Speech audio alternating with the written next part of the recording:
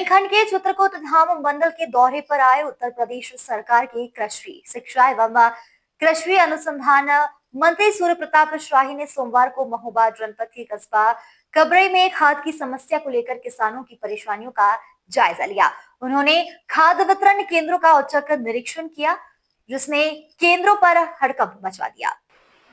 मंत्री ने सबसे पहले क्रय विक्रय सहकारी समिति का निरीक्षण किया और समिति के स्टॉक व वितरण रजिस्टर की जांच की, जिसके बाद वे प्राइवेट दुकान कुशवाहा बीज भंडार पहुंचे, जहां बिक्री और स्टॉक से संबंधित रजिस्टर की जांच की और दुकानदारों को चेतावनी दी कि खाद सरकारी निर्धारित दर पर ही बेची जाए, अधिक कीमत पर बिक्री न हो।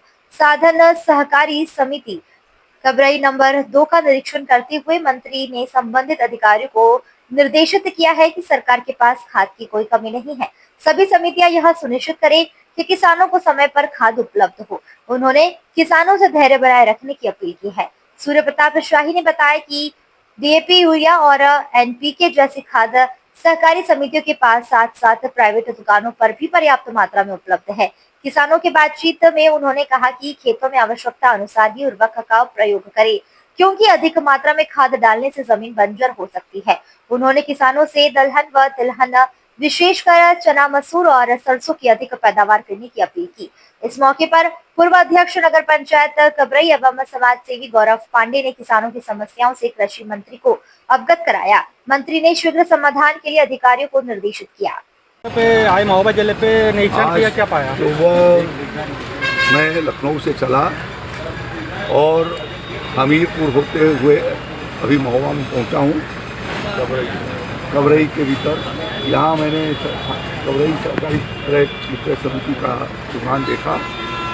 फर्टिलाइज़र यहाँ पर 500 बोरा डीएपी उतर रही है और उसका वितरण होगा। अभी 26 तारीख को भी इसके पहले वितरण किया गया है और लगातार सतत आपूर्ति उसकी बना करके रखी गई है।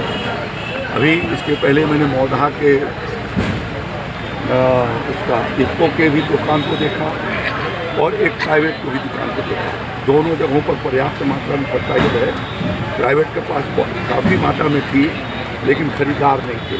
मैं जो डीएपी यहाँ यूरिया यहाँ कॉपरेटिव पर आ रही है, वही डीएपी एनपीके यूरिया प्राइवेट को भी जा रही है और उसके भीतर कोई अंतर नहीं है।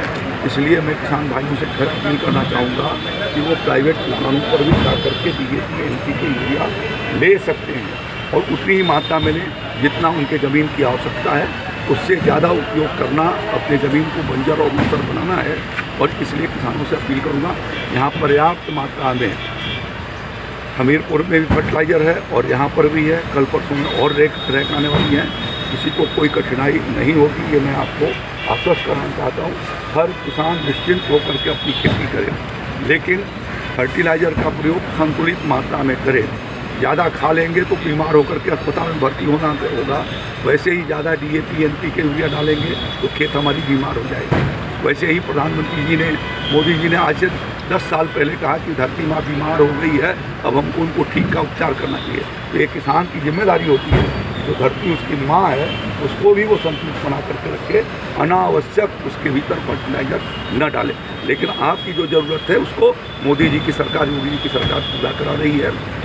बड़े पैमाने पर इस पूरे बुंदेलखंड में हम लोगों ने दलहन और तिलहन के, खास तौर पर सरसों, राई और बोरिया के और चना, मसूर और मटर के हमने बीज निःशुल्क किसानों को उपलब्ध कराए जाने के लिए हमने अपने पोर्टल खोले हैं। कृषि विभाग के दर्शन पोर्टल 2 पर किसान उसके भीतर अपना ऑनलाइन आवेदन कर सकते हैं। यदि उस ब्लॉक के लक्ष्य से ज़्यादा होगा तो लॉटरी जिलाधिकारी के यहाँ निकाली जाएगी, अन्यथा उनको वैसे उसको उपलब्ध करा दिया जाएगा। यदि लक्ष्य से कम आवेदन करता आएंगे तो मैं चाहूँगा कि बुंदेलखंड के किसान जो पहले से दलहन और तिलहन की खेती के लिए प्रसिद्ध रहे हैं, यह दलहन का हब रहा है और इस नाते वो चना, मसूर और मटर की खेती की ओर आगे की ओर बढ़ें, जिससे देश हमारा दलहन के उत्पादन में आत्मनिर्भर हो सके, तिलहन के उत्पादन में आत्मनिर्भर हो सके।